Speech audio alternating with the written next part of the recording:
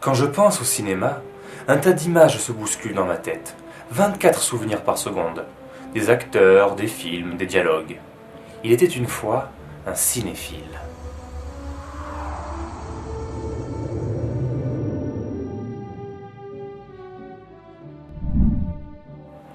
Avant toute chose, j'ai toujours été frappé de constater à quel point l'aventure du cinématographe s'apparentait à un récit religieux. Car si dans la Bible, il est dit qu'il y eut d'abord les ténèbres et puis que la lumière fut, permettant de ce fait l'apparition de la vie, dans l'histoire du cinéma, c'est l'invention des frères Lumière qui fut. Et cet appareil reproduisit la vie et le mouvement par un faisceau de lumière déchirant les ténèbres d'une salle.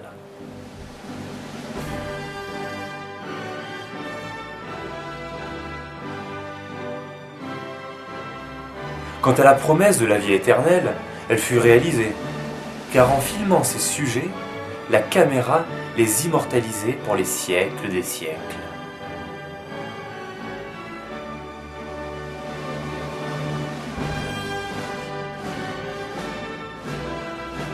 Et enfin, une dernière et troublante analogie veut que la toute première salle de cinéma au monde, telle un paradis perdu, réponde du nom de l'Éden. Vous y croyez encore, vous, aux coïncidences ?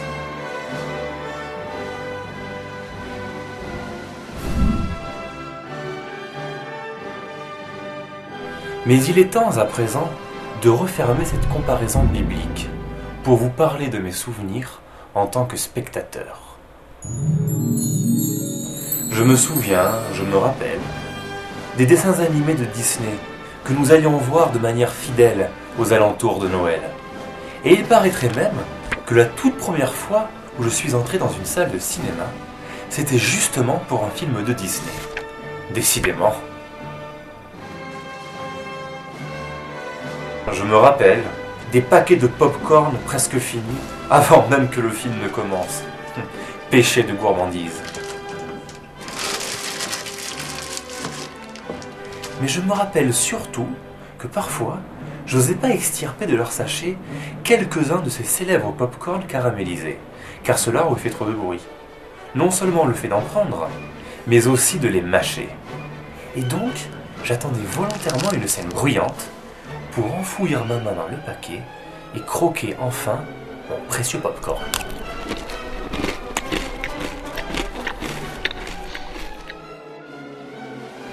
J'ai le souvenir de salles combles pour des films se passant dans l'espace.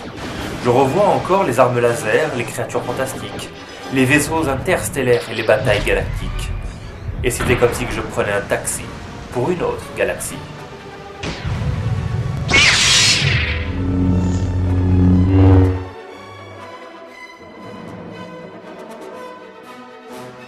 Il me revient en mémoire de longues files d'attentes interminables pour aller voir un film sur le naufrage d'un paquebot, et de l'hystérie qui s'ensuivit, surtout des filles, qui ne connaissaient plus qu'un seul prénom, Leonardo.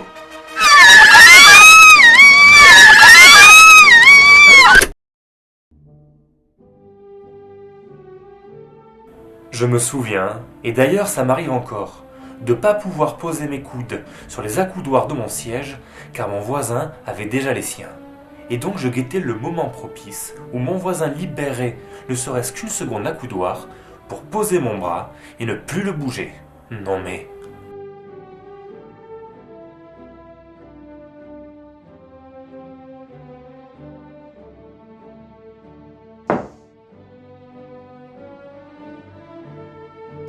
Je dois avouer être tombé amoureux de plein d'actrices. Uma Thurman, Eva Green, Nathalie Portman, Salomé Lelouch. À tel point que je conservais le moindre article sur mon coup de cœur du moment. Et je m'imaginais à leurs bras, l'hiver dans la neige, l'été au soleil, les protégeant des paparazzis. Que voulez-vous, j'ai toujours été un grand sentimental.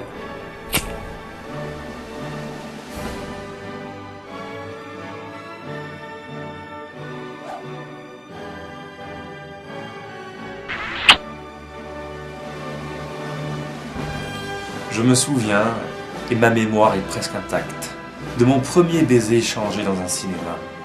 Et vous allez rire, C'était juste après un film d'horreur.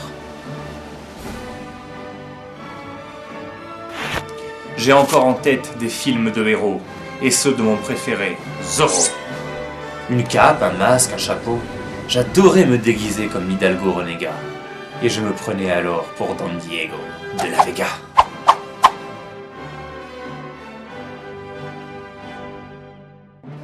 Je me souviens, je me rappelle, et d'ailleurs j'aimais bien quand cela arrivait, que lorsqu'une scène plaisait vraiment au public, il y ait toujours des gens qui applaudissent le retournement de la situation ou la réplique de l'acteur. Primo, pourquoi est-ce que je perds mon temps avec un branquignol dans ton genre, alors que je pourrais faire des choses beaucoup plus risquées? Comme ranger mes chaussettes, par exemple.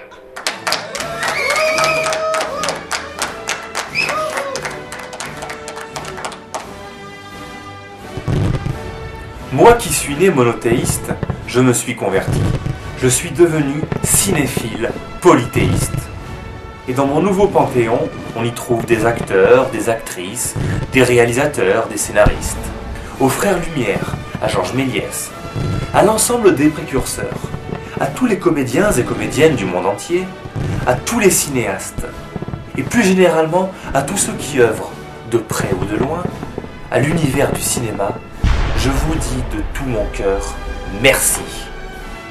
Merci d'avoir apporté cette magie et d'avoir contribué à ce qu'est devenu le cinéma, à savoir l'art total. C'était en quelque sorte ma déclaration.